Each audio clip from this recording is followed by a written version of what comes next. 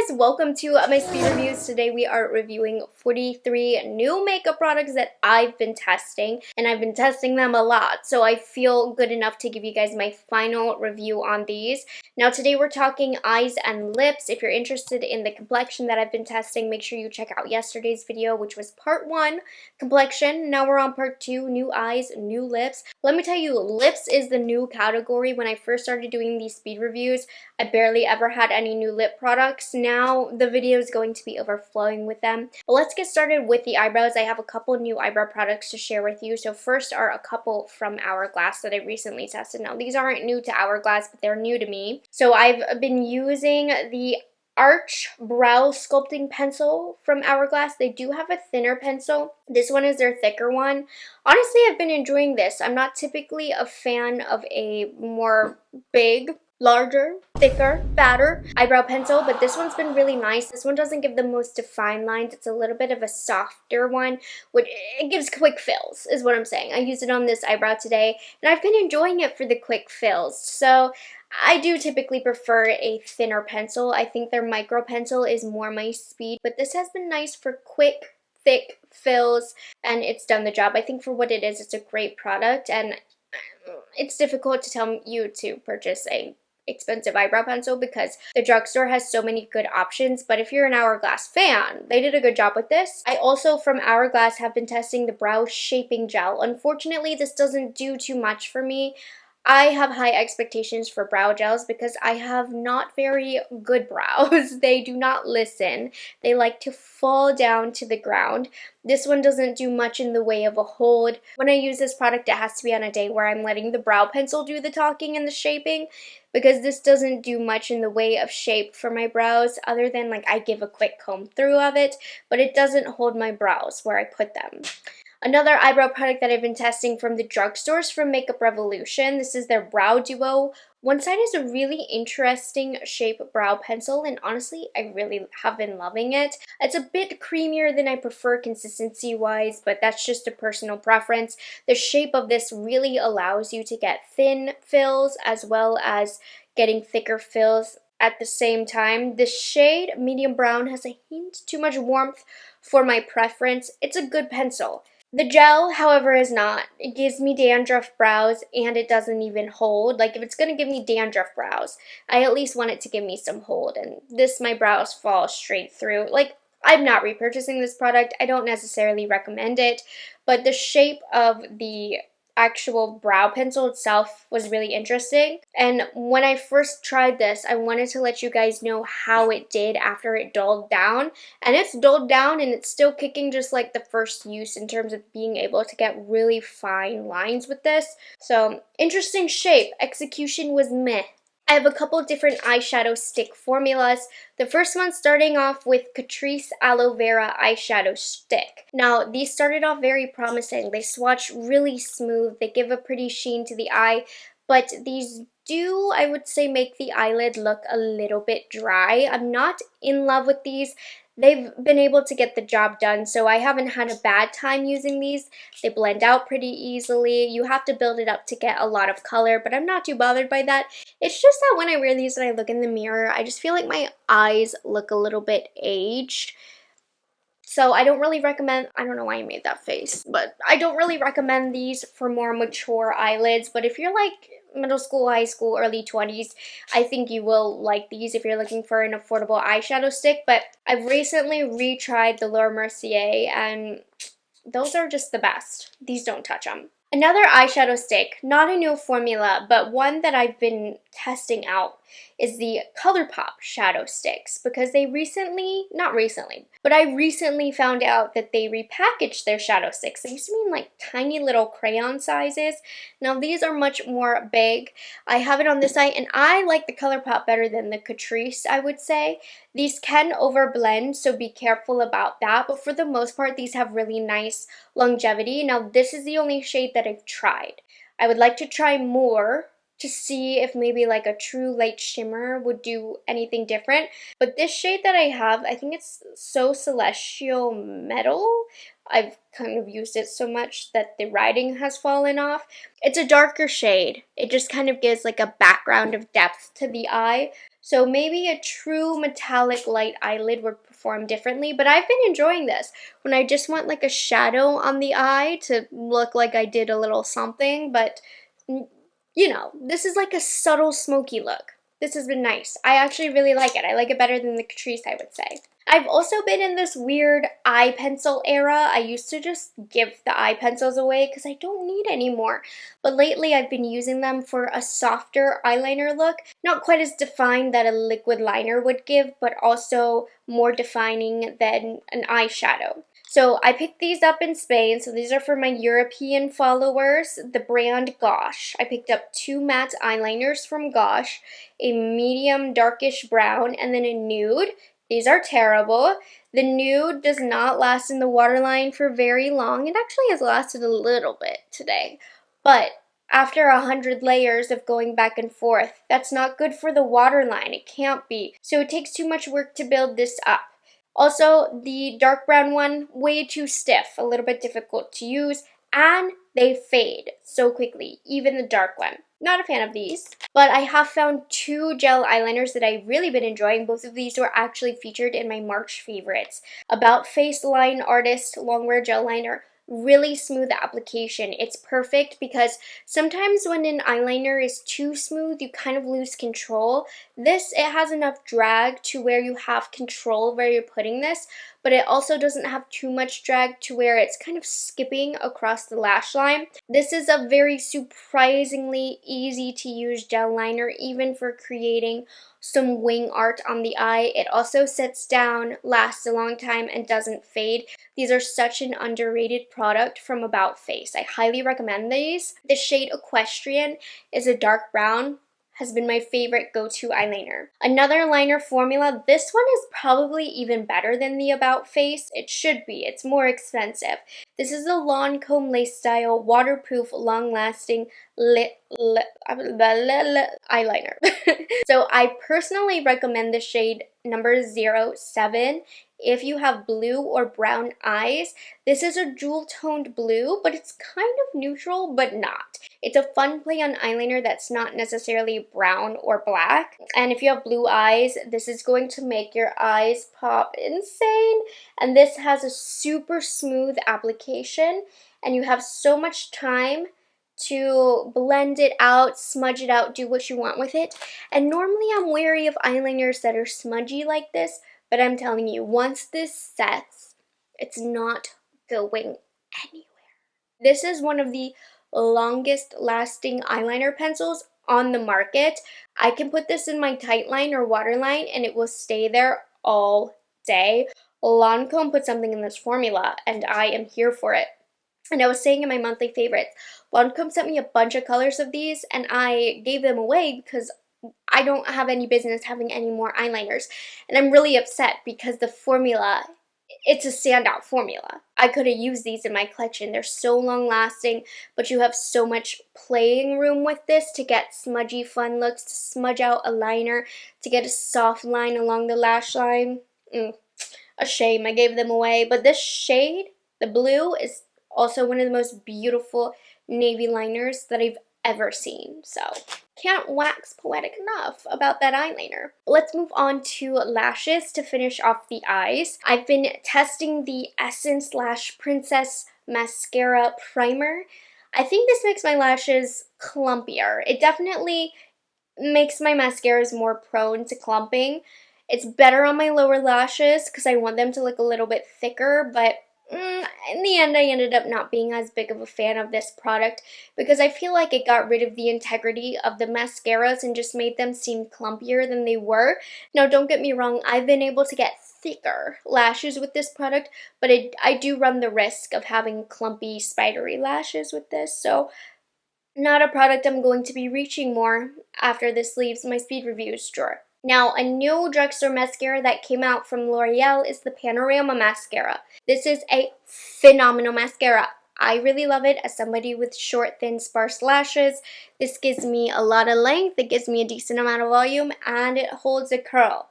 So the key is to apply the mascara, let it fully dry, and then curl it one last time, and the lift lasts. which is very rare for a non-waterproof mascara.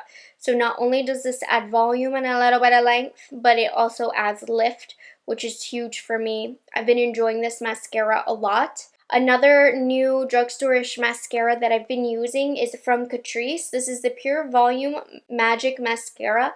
I have it in a black and I have it in the brown.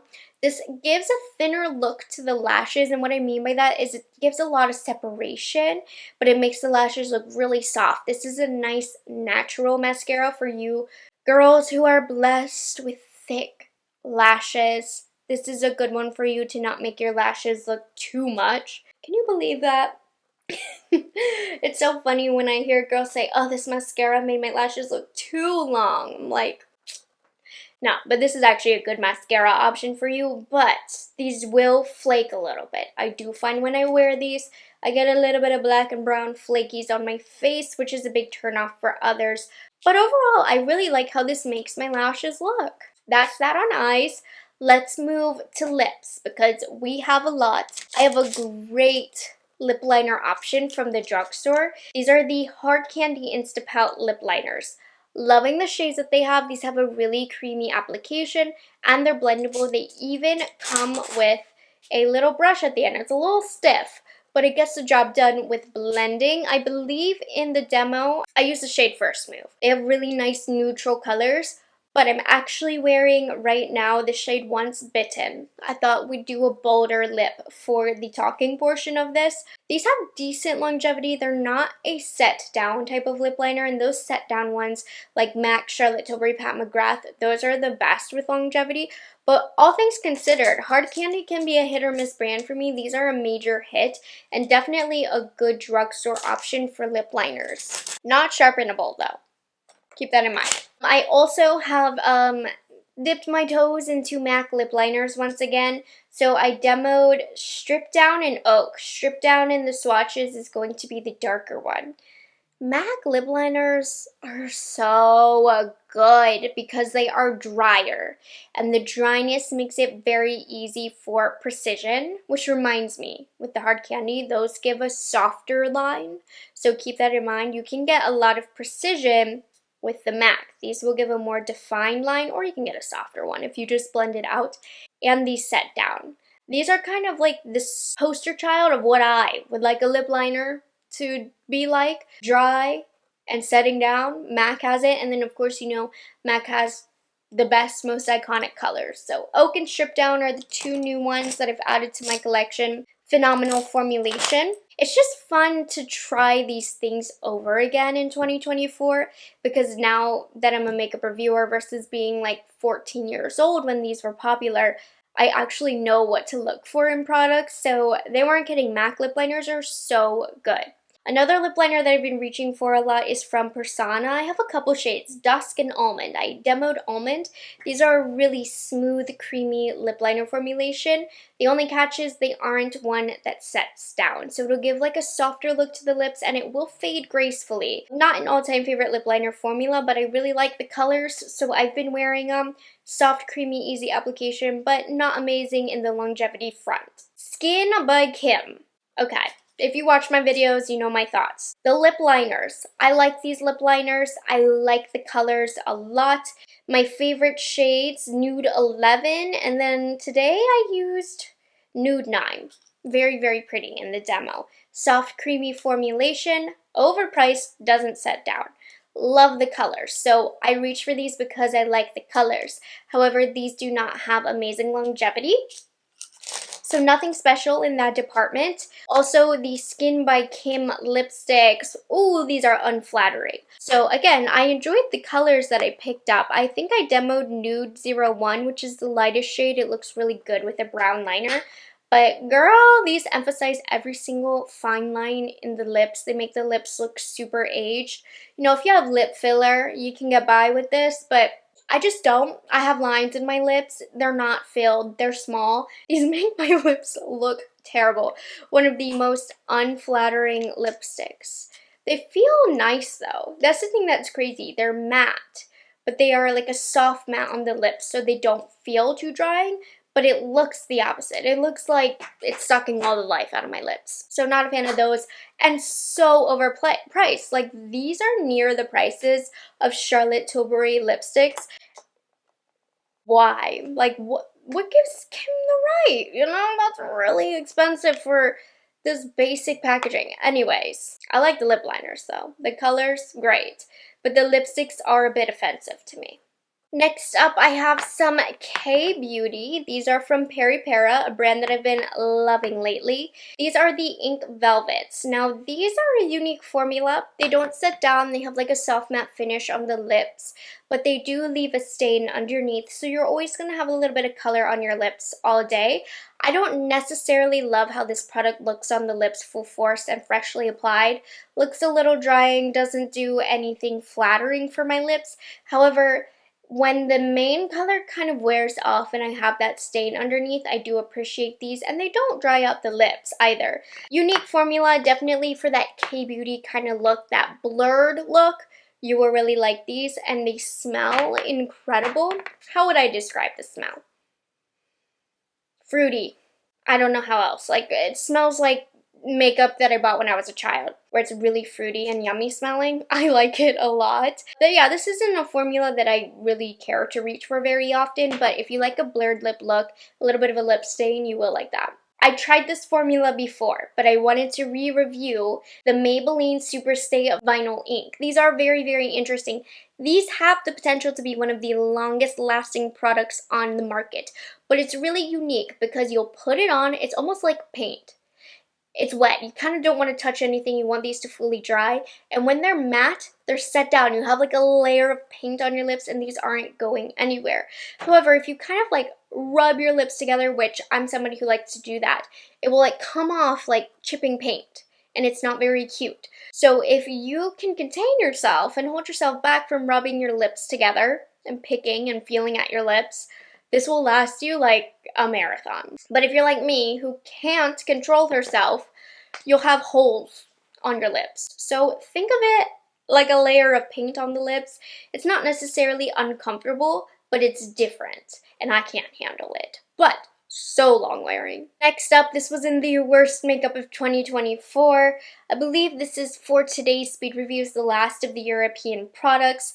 This is from Bourjois. It's the Rouge Velvet Ink. It's disgusting.